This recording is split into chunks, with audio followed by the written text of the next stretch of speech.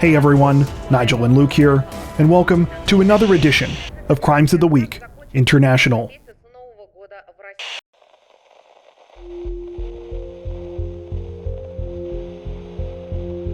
Representatives from the UK's South Wales Police say that they are searching for answers in connection with a disturbing shooting this week after a woman was fatally ambushed on the doorstep of the home where she was staying, a crime that is being investigated as a possible case of mistaken identity. The whole thing began at around 6:10 p.m. on March 9th, when residents in the Green Park area of the town of Talbot Green heard a loud bang. Recognizing the noise as a gunshot, several people called 999 to report the situation to police. When officers arrived in the neighborhood, they made an awful discovery at one of the homes there. A woman, later identified as 40-year-old Joanne Penny, had been shot and was lying in a pool of blood on the porch of an apartment. Despite the best efforts of emergency responders, there was nothing they could do. She was pronounced dead a short time later. It's now believed that Joanne was shot at close range after answering the door. After launching an investigation, South Wales Police quickly announced that they had arrested a 42-year-old local man from the area in connection with the case. 4 other people have since been arrested, 2 women ages 21 and 39, and 2 men ages 27 and 68. All 4 of these suspects are said to be from the county of Leicestershire in England. None of those arrested have yet been identified by name. As for the motive behind the chilling crime, that's still very much under investigation, though police say that they are considering a number of possibilities, including that the shooting was a case of mistaken identity. The residence where the deadly attack happened did not belong to Joanne. According to reports, she had been staying at the apartment with a female friend since around Christmas time. And apparently, this friend had the same color hair as her and was the same approximate age. In addition to this, there are rumors that the killing may have had something to do with drugs. Other residents in the area that spoke with local media told reporters that the apartment was known for holding loud parties where it's believed drugs were regularly being consumed. Sadly, Joanne leaves behind 4 young children, at least one of whom was reportedly living with her at the time that she was killed. It said that Joanne had moved into the apartment with her friend after leaving her previous partner. As police continue their investigation, they say that they are exploring additional possible motives and are currently in the process of analyzing 2 vehicles that they seized in connection with the case. The vehicles, a beige Nissan Note and a black Volvo XC40, apparently traveled from Leicestershire to South Wales on the morning of March 9th, leaving shortly after the shooting. While police are hoping to obtain evidence from the vehicles themselves, they are also asking members of the public for their help. Specifically, they are looking for dashcam footage that may have captured these vehicles, as well as any information about the shooting itself.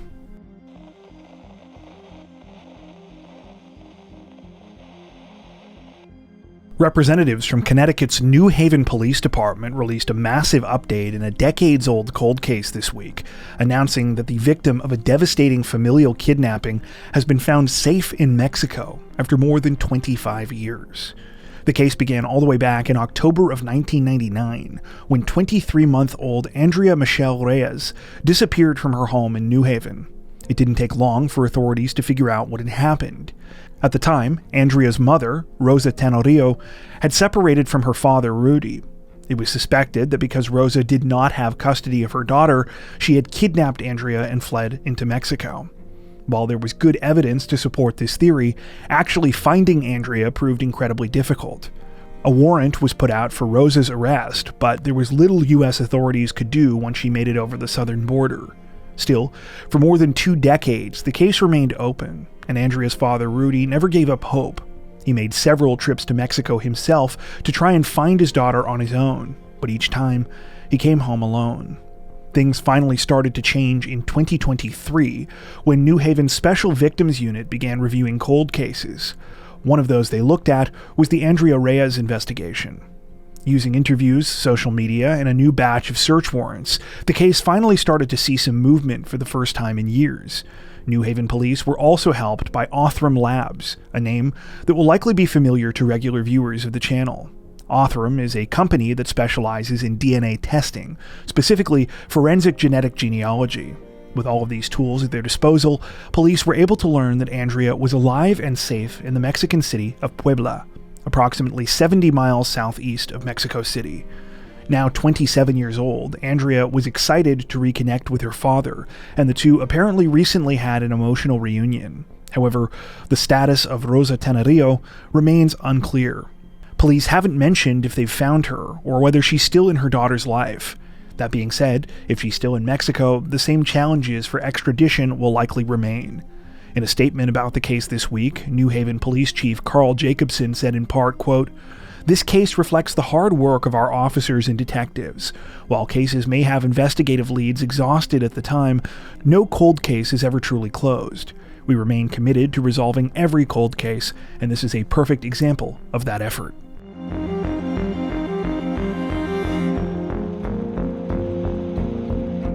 Authorities in Japan's Nagasaki Prefecture released a major update in a disturbing and deadly domestic violence case this week, announcing that they had arrested a local woman more than 3 years after she allegedly killed her common-law husband by making him spend the night outside naked in near-freezing temperatures. The case began back on the morning of February 7th, 2022, when police received a call from 54-year-old Miho Sumara. Sumara told authorities that her 49-year-old common-law husband was unresponsive inside of their home. When emergency responders arrived at the residence, a second-floor apartment in the town of Hasami, they found the man in terrible shape inside of one of the rooms there. He was completely nude, and authorities say he was nearly dead. Though the man was immediately taken away for medical treatment, sadly, he passed away not long afterwards. It was determined that his cause of death was hypothermia. It's unclear exactly how long it took investigators to piece together what actually happened at the home, but what we do know is police now say that Sumara was responsible. They allege that the previous evening she had forced the 49-year-old victim to go out onto their second-floor balcony completely naked and had locked him out there for the entire night. Weather data from the area reportedly states that the temperature went down to as low as 3.7 degrees Celsius, or about 38 Fahrenheit. While police so far have not revealed why it took so long for Sumara to be arrested, they also announced this week that they believe the 49-year-old deceased man was an ongoing victim of domestic violence. Less than a month before his murder, Sumara allegedly attacked him with a kitchen knife, causing an injury to his nose that required 2 weeks to heal. According to investigators following her arrest this week, Sumara denied any wrongdoing. She currently remains in custody on suspicion of inflicting injury and confinement resulting in death.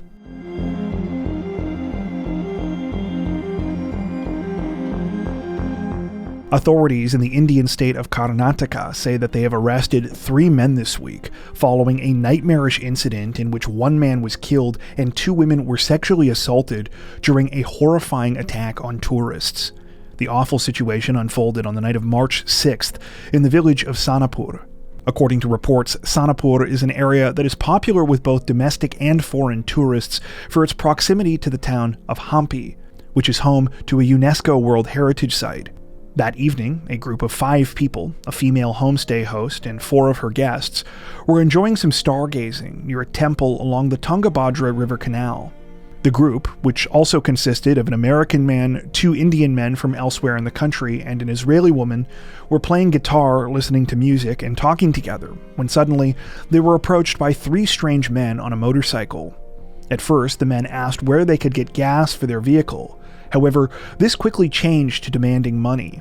The female homestay tried to tell the strangers that they didn't have anything, but as they became increasingly insistent, one of the tourists gave them a small amount of cash, hoping it would make them go away. Unfortunately, it did the opposite, only seeming to make the strangers more angry. That's when they started attacking the group. The 3 male tourists attempted to intervene in the situation and fight the attackers off. However, they were pushed into the canal and forced to swim for their lives in the darkness. In the meantime, the 3 suspects turned their attention to the women, who they began sexually assaulting. The women were horrifically violated for at least 3 hours, until the suspects finally fled, allowing them to call for help. While this was happening, 2 of the male victims managed to make it to the other side of the canal, though sadly, one was not so lucky. One of the 2 Indian men, a 26-year-old identified only by the name Bibash, drowned while trying to swim to safety. His body was pulled from the water on March 8th. Police now say that all 3 of the suspects have been arrested and will face a litany of charges, including murder, attempted murder, robbery, and rape. However, this has done little to quell the fears of many would-be tourists, many of whom are now reportedly leaving the area in droves and canceling plans at local accommodations. The crime has also caused widespread outrage across the country, particularly because of the aspect of sexual violence to the case and the brutality and senselessness of the whole thing. To put things in perspective, the amount of money the suspects allegedly attacked the victims over is the equivalent of just over $1 US. At the time of this recording, authorities say that all 3 of the suspects remain in custody and that the investigation continues.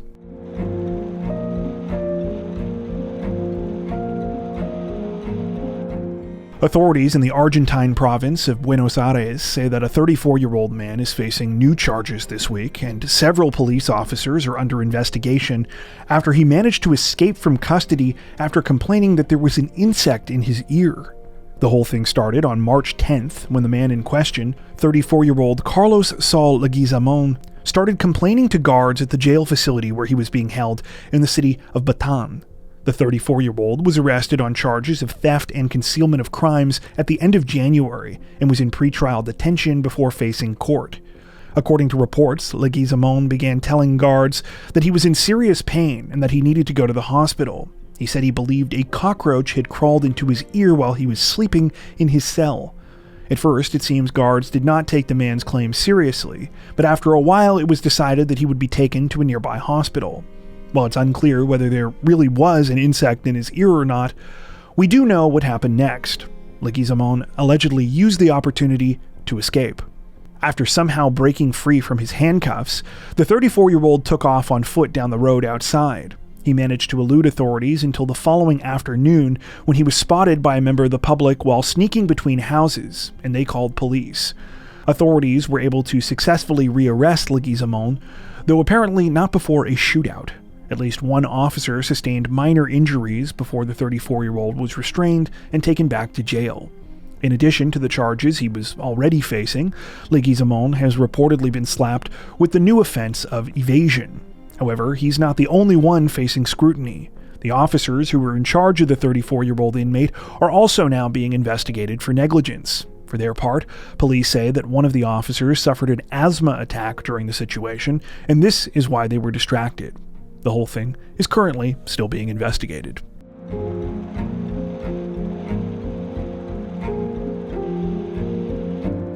An accused Australian thief was apparently foiled by his own sweet tooth this week when he broke into a business with the intention of looting it, only to get distracted by its signature desserts.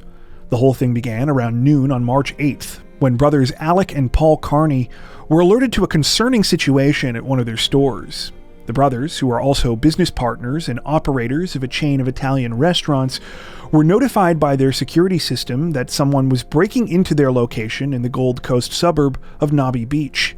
Because it was the middle of the day, the restaurant normally would have been packed with employees and hungry customers. However, because of Cyclone Alfred, like many business owners, the brothers had chosen to temporarily shut down. It seemed that the thief had chosen to take advantage of this fact to commit a brazen broad daylight looting. Understandably horrified by what was going on, Alec and Paul called police. They also began racing down to the scene themselves in their 1-ton food truck. However, as the brothers continued to watch the video feed from their security cameras, something strange began to happen. While the thief did start out by poking around the restaurant's cash register, he quickly got distracted by something else. The business's gelato. The thief began helping himself to scoop after scoop of the frozen Italian treat, seemingly unable to control his appetite. He got so into this, in fact, that he seemingly forgot that he put his phone down during the middle of the feeding frenzy. And while he remembered to steal a couple bottles of liquor on his way out, he ended up leaving the device behind. By the time the sweet-toothed crook realized his mistake, it was too late. After coming back to the business a second time, he was caught by Paul and Alec, who began a low-speed chase in their truck. The pursuit ended with the man unwittingly running right into police as they arrived at the scene as well. He was arrested and has now been charged with entering premises and committing an indictable offense and unlawful possession of suspected stolen property. So far, his name has not been released, and he's been identified only as a 40-year-old man. Speaking about the burglary in an interview with local media, Alex stated in part, quote, We were a bit worried at the start, and then we realized they walked past all the expensive liquor and wine and went straight for the gelato cabinet. He had a bit of everything, but he definitely had a good dig at the pistachio. There was a little bit of humor in the whole thing, because it was like a mouse trap with the cheese. He walked past the gelati cabinet, and it was like, ooh, gelati. Despite how everything played out, the brothers also say they're not holding a grudge. In the same interview, Paul said that the thief would not be banned from the business, telling him, quote, "Come down to Gelato Gemelli in Nobby's, and we'll be more than happy to give you a free sample, even if he wants to come back for a free scoop."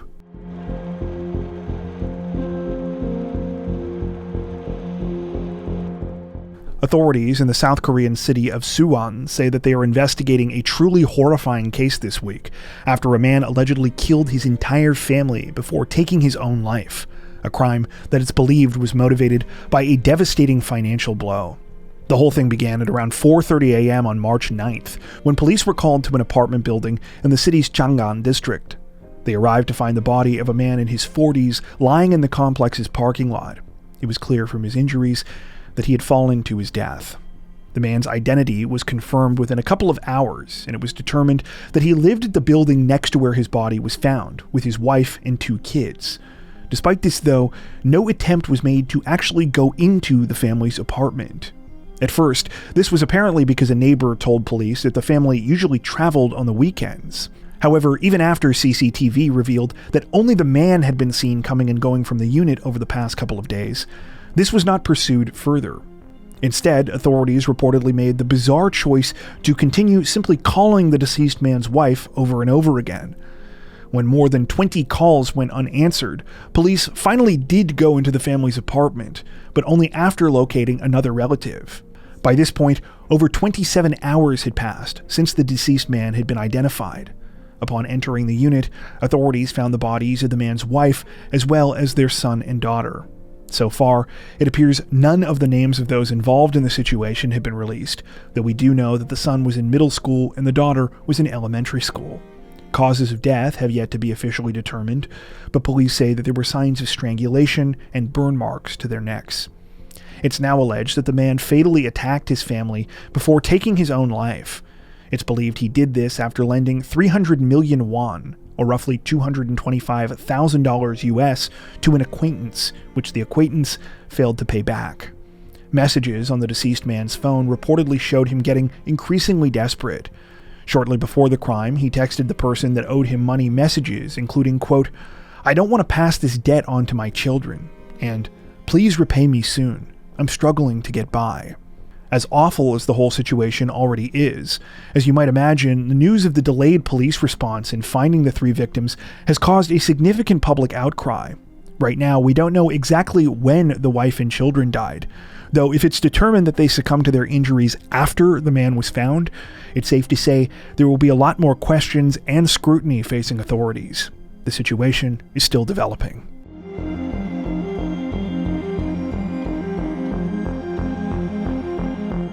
Authorities in the Brazilian state of Sao Paulo released heartbreaking new details in the case of a missing teen this week, announcing that not only had she been found dead, but that they are now investigating several suspects in connection with her murder.